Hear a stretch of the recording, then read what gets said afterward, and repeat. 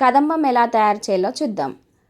కుక్కర్లో 1 గ్లాసు బియ్యం, అర గ్లాసు కందిపప్పు అవి వేసుకొని 2-3 సార్లు బాగా వాష్ చేసుకోవాలి.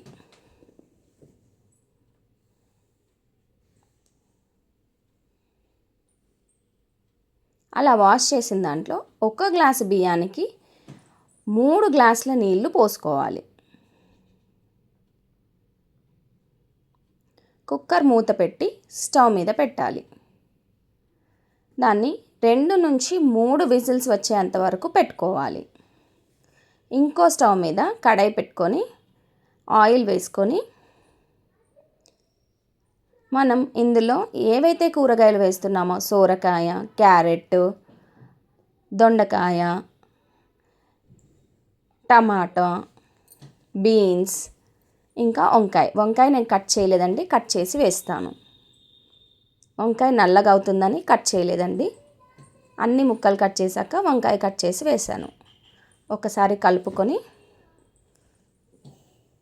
అది వేగేంత వరకు వెయిట్ చేసి కొన్ని నీళ్లు పోసుకొని ఉడికించుకోవాలి. మూత పెట్టి ఉడికించుకోవాలి.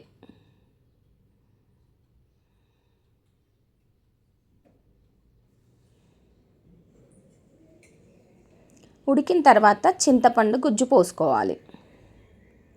చింతపండు అనేది మనకి చూసుకొని వేసుకోవాలి.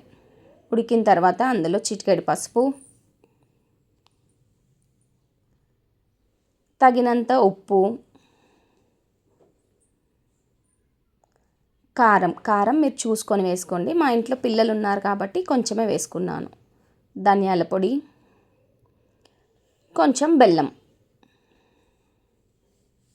ఇవి బాగా ఉడకనివ్వాలి.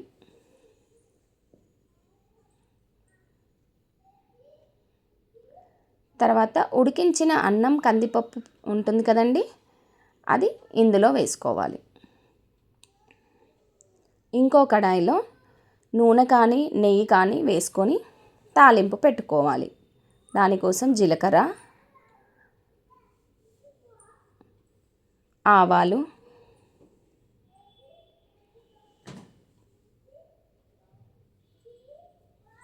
అవి కొంచెం వేగాక ఎండుమిరపకాయలు,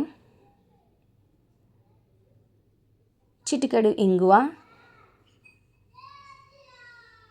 అది కట్టేసిన తర్వాత కొత్తిమీర, కరివేపాకు వేసుకొని ఆ తాలింపుని ఉడుకుతున్న అన్నంలోకి వేసుకోవాలి. వేసుకొని ఒక్కసారి కలియపెట్టండి. అంతే, కదంబం రెడీ అయిపోయింది. వేడివేడిగా ఉన్న కదంబాన్ని నెయ్యితో కానీ లేదా బూందీతో కానీ తినచ్చు.